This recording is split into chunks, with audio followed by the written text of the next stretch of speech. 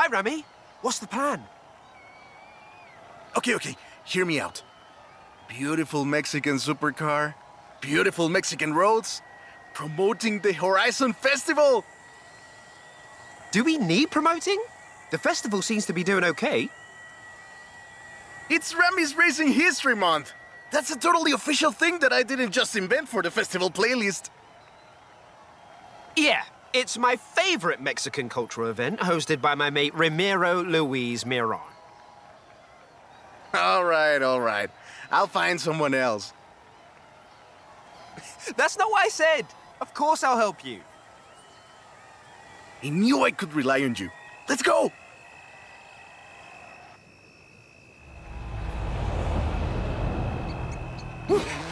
Let's get moving. Get some speed, then turn into the countryside. Really see what this car can do.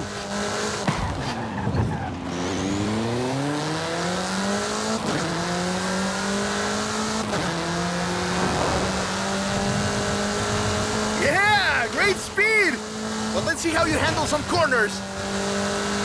En 400 metros, gira a la derecha.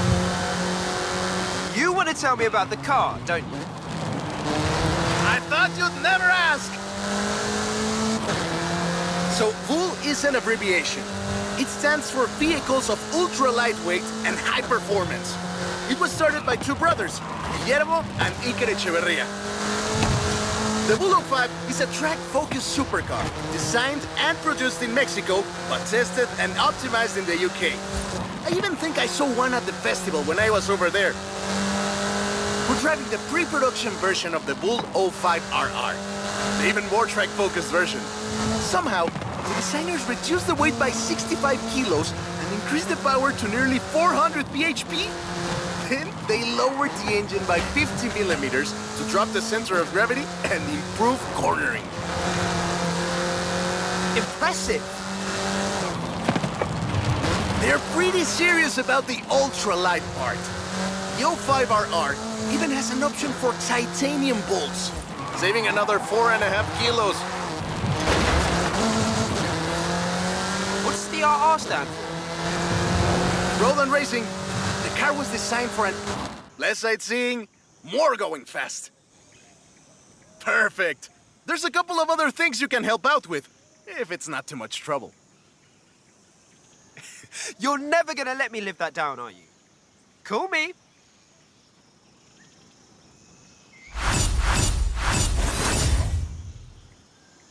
Let me guess. Today's episode of Mexican Automotive History with Ramiro is about the Baja 1000. You are very perceptive, my friend. This dune buggy was the first car to race here. Let's take it for a spin.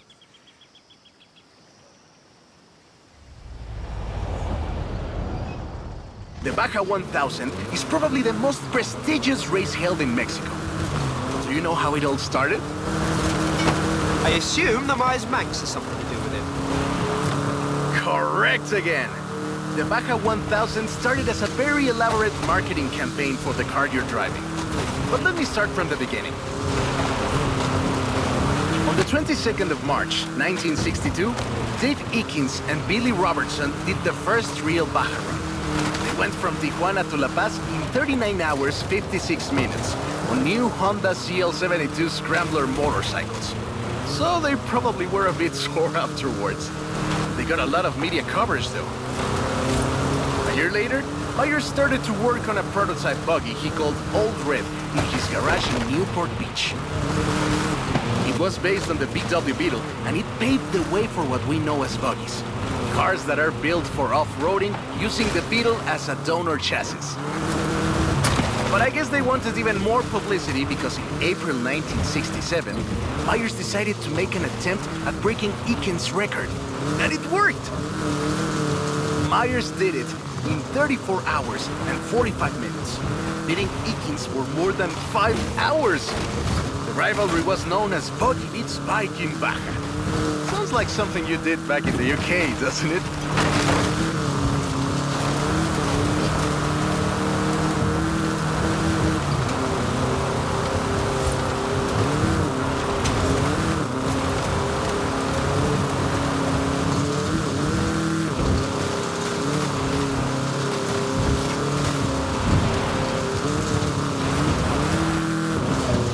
Myers-Manx became an overnight sensation as a result, and suddenly they were friendly races all across the Baja. It wasn't long before they realized they needed something more organized. And that was Mexican 1000. Guess who won the inaugural event? Myers-Manx? You're on fire today! Yes, in 27 hours and 38 minutes. The official race was 100 miles shorter than the original route, but it's still impressive. The Mexican 1000 was later renamed to the Baja 1000 and is run to this day. En 200 metros, gira a la izquierda. Gira a la izquierda.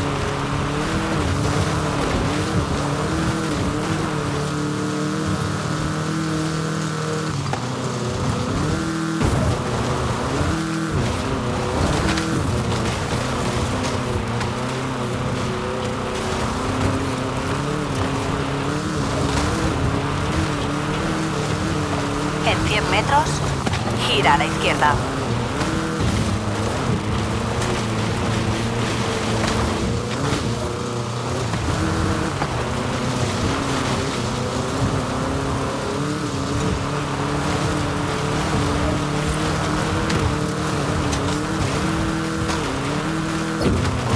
En 100 metros, gira a la izquierda.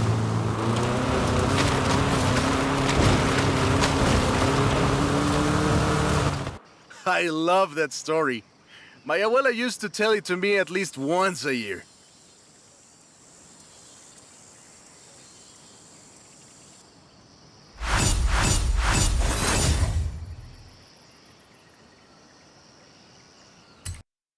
Oh, right. I get it now. To be honest, though, it was me who needed your help, not Papa Fernando. I can't fault that logic. Who are the other racers? You know them. It's the Born Fast crew. They're raring to go.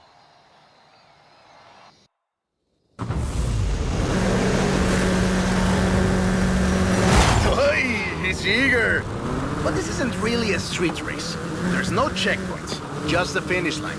So keep to the route and get there first.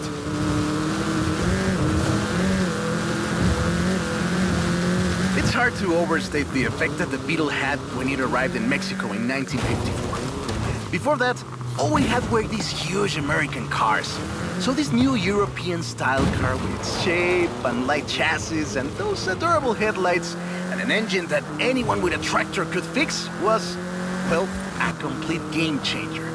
They were so exciting that they were displayed at the Ciudad Universitaria in Mexico City, and there were lines to come and see this new car. Production of the Beetle started in Mexico soon after 7 of them finished the Carrera Panamericana. Before that, people were a bit worried about reliability, you see. We Mexicans love a good-looking car, but a car that can do work is better. The Panamericana convinced us, and in '61, Automex had assembled 250 of them. By '62, the first... That is a great car. Probably the most iconic car in all of Mexico. Ay, es increíble que un auto tan pequeño deje un vacío tan grande. Adiós, sedan. Thanks. I'll call you when I've got that next one ready.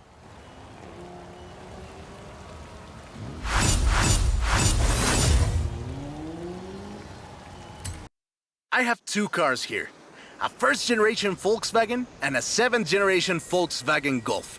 Made in Mexico for almost half a century. Sadly, they stopped building them in 2021. But we can still race them. What do you say? To make it fair, I will give you a chance to make an informed choice. Let's go for a test drive. And I've got lots to tell you about Volkswagen Mexico.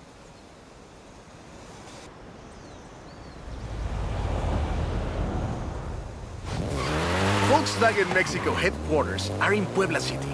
It started production in 1967 with the famous Beetle. As we call it, the Bocho. VW made multiple attempts at replacing the famous Beetle with newer models, but all of them failed way short of achieving the production figures until the Volkswagen Golf came into play.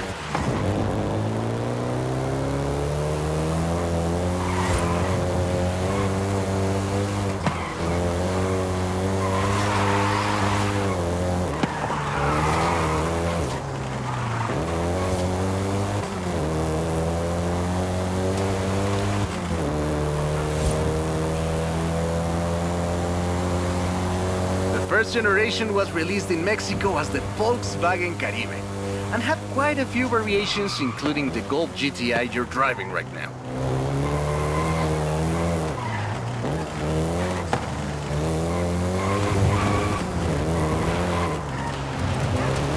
VW engineers, inspired by the Beetle GSR, designed and prototyped the Golf in secret as a Skunk Works project. Little did they know that the Golf GTI would become the hot hatch.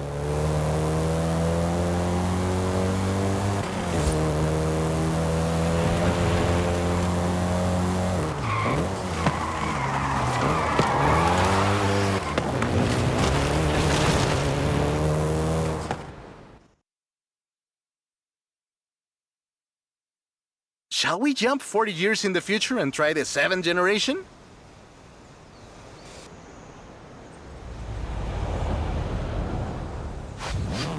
The 7th generation of the Golf first appeared in 2012.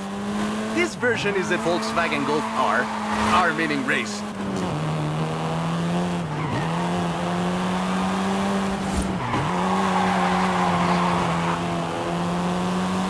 This was the fastest Golf in the range, with a 0 to 60 time of 5.1 seconds.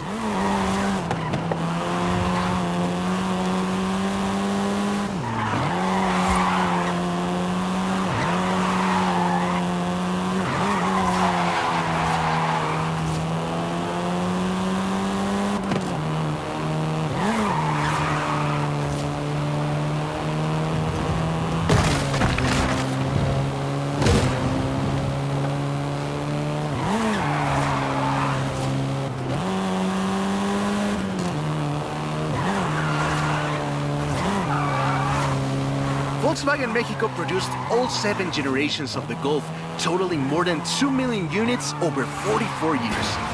In fact, a lot of Golfs you find in the US were built here.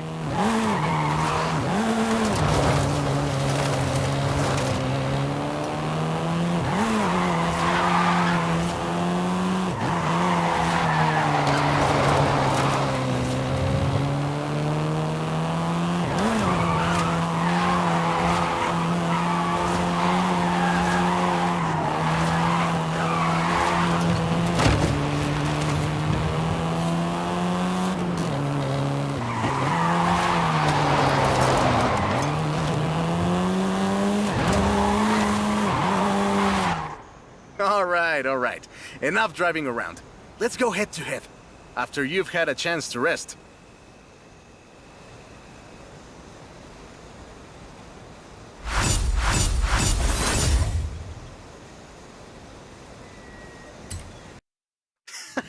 I hope you know some shortcuts.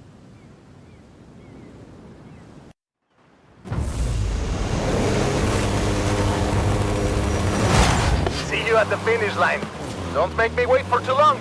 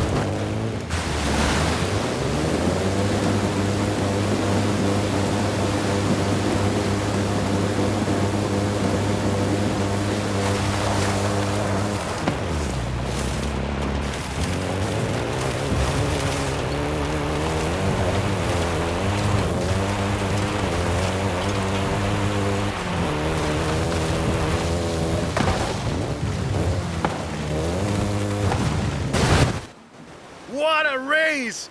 I am actually surprised the first generation still holds up. I'm sure you didn't cheat.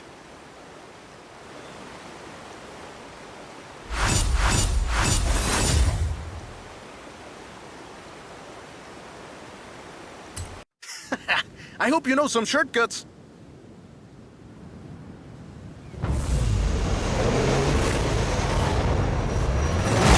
See you at the finish line. Don't make me wait for too long.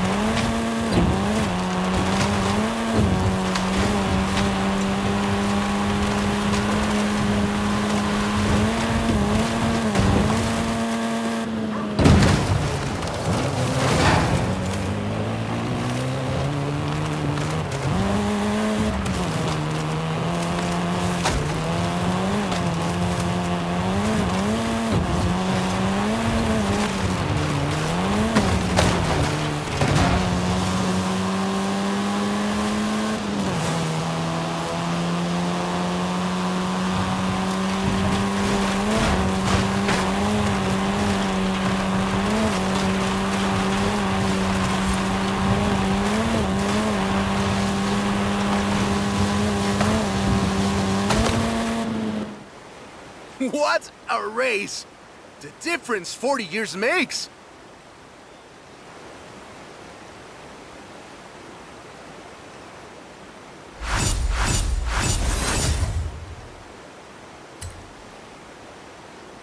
That's the old wolf. No, that's an old truck. The wolf is waiting for us at the swamp.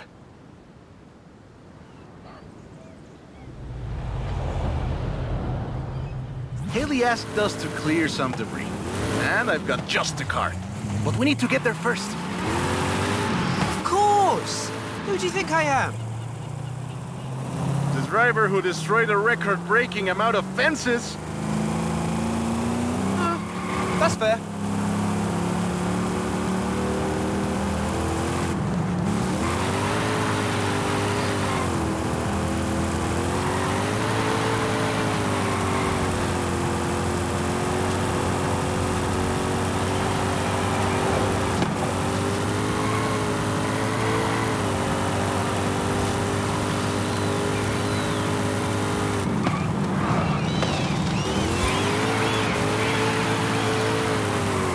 En 400 metros, gira a la derecha.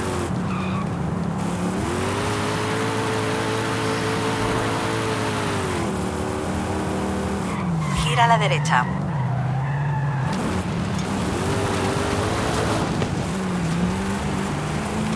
En 200 metros, gira a la derecha. Gira a la derecha. See? Got it here in one piece. And gave me a few heart attacks. Careful there!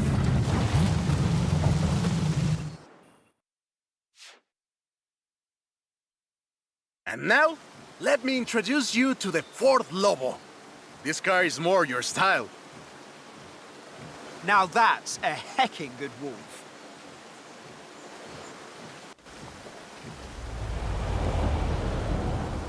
We call it Lobo here. Marketing in this country is outstanding. Let's get to work. See all that brush and stuff? Clear it out. What? No! It's not just an excuse to throw the Lobo around. It is just an excuse to throw the Lobo around.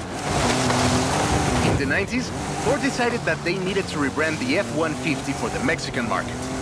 And the name Lobo just has a real ring to it. They started using the badge in 1997, and the rest is history. The Ford Lobo quickly became one of the most popular vehicles in the country. Lobo is still used for the modern Rangers like the one based on the F-150 Raptor you're driving. But we don't just call it Lobo. No. We call it Lobo Raptor. So it's the same car? Now, there are loads of differences, like a dog and a wolf. Lobo only comes in XLT and with higher trim levels. The base version is still sold in Mexico as the F-150, but the Lobo is the Elite F-150.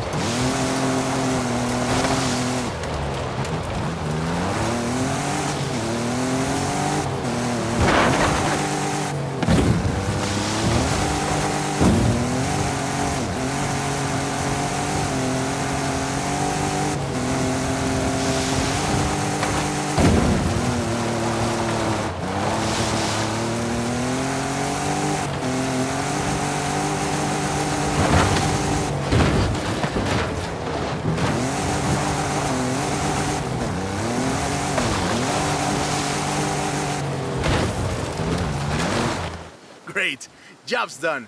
And the scratches will buff right out. Thanks for the help. Now I just need to get my abuelo's old F-100 back to the garage.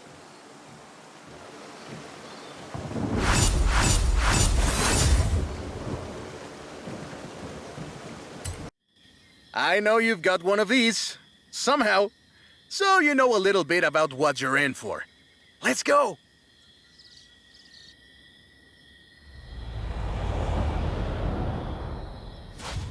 Let's take this down to the beach.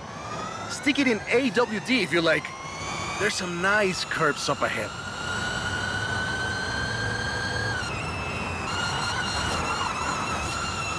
Whoa! How do you make it go around corners like that? I'm really asking. Calm down. I know you like to go fast, but I had a big breakfast. This is 2021's EV of the year. And it was up against things like the Taycan and the e-tron and the Recharge. It set 3 Guinness World Records, and it's inspired by the beautiful original Mach 1.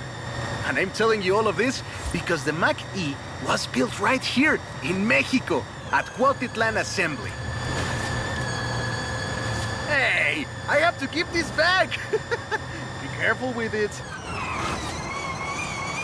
Cuautitlán Assembly has been building cars since the 60s. And more than 2.2 million cars later, we're sitting in an actual space machine made here in Mexico. Quite a journey from Cougars and Thunderbirds and F-150s to this. This isn't just a prototype. Cuautitlán Assembly does a range of options for the Mach E. A 68 kilowatt-hour standard and an 88 kilowatt-hour extended range version. It will give you over 300 miles of range on a single charge. Hey! This isn't your Mach E! Be careful with it! I have to give it back! The Performance GT version is the really wild one. 0 to 60 in 3.6 seconds. This one is quite a bit faster. Honestly, when I first tried it, I had to go and sit in a quiet room for a bit. And I've flown airplanes in a storm. It's wild tech. You can switch from all-wheel drive to rear-wheel drive at the touch of a button. And there we go. Sunrise over the sea. Beautiful. But we're not done. There's one more thing to look at. I'll let you know as soon as I have, found it.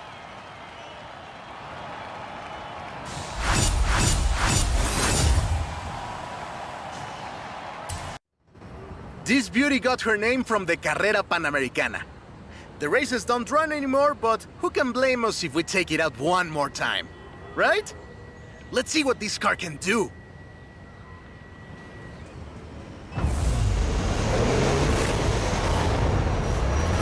There's Jamin! Guess he wanted one last race. Let's do this!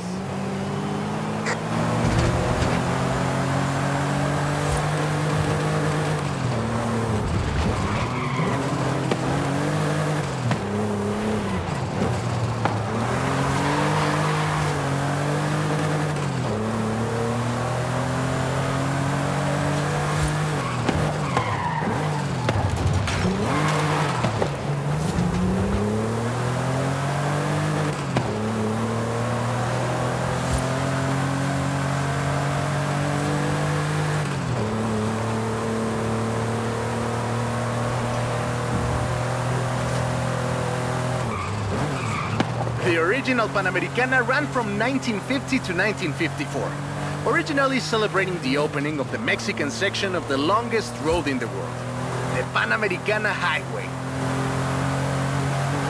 The first race had 132 competitors, and everyone turned up. Amateurs to F1 drivers, men, women, professionals, anyone who had a car. Do you know anyone who participated? Aleja thinks Papa Fernando did, but she thinks Papa Fernando did everything. I know we used to go to the races with my grandfather. Ah, qué buenos recuerdos. 2,178 miles of the Pan American Highway run through Mexico. The race itself had 9 stages and lasted 5 days. There was no speed limit before 2012, and you'd see cars doing 180 miles per hour. Not that I'd know anything about that. But the sheer distance wasn't the only challenge. Constant changes in the elevations from sea level to 3 kilometers up. The most challenging road race in the world. The winner of the very first Carrera Panamericana was Herschel McGriff, who drove an Oldsmobile 88 at an average speed of 88 miles per hour. The Porsche Carrera got its name thanks to Hans Hermann, who won the small sports cars category in 1954. He drove the Porsche 550 Spider and came 3rd overall. He was sick before the race, and his tires came off at the start. He really pulled through against the odds. Porsche had 6 cars competing in 1954, and all of them made it through the end. A lot of others didn't, let me tell you. Enjoying yourself, are you? Yeah, I kinda had a feeling you were. 1954 was the last year the original Carrera Panamericana took place. But it gave us the most famous Porsche model, the Carrera you're driving right now. The Carrera RS 2.7 was the first production street racing. This is Jamin's exit. It's been fun, my friend. Take care. Looking forward to seeing what you can do out there. Have fun now, yeah? Great race. Almost like we did a little Panamericana with a friend. Anyways, hope you had fun with this little stroll through cars hechos in Mexico. It was great! And let me know if you, find any other cars like that.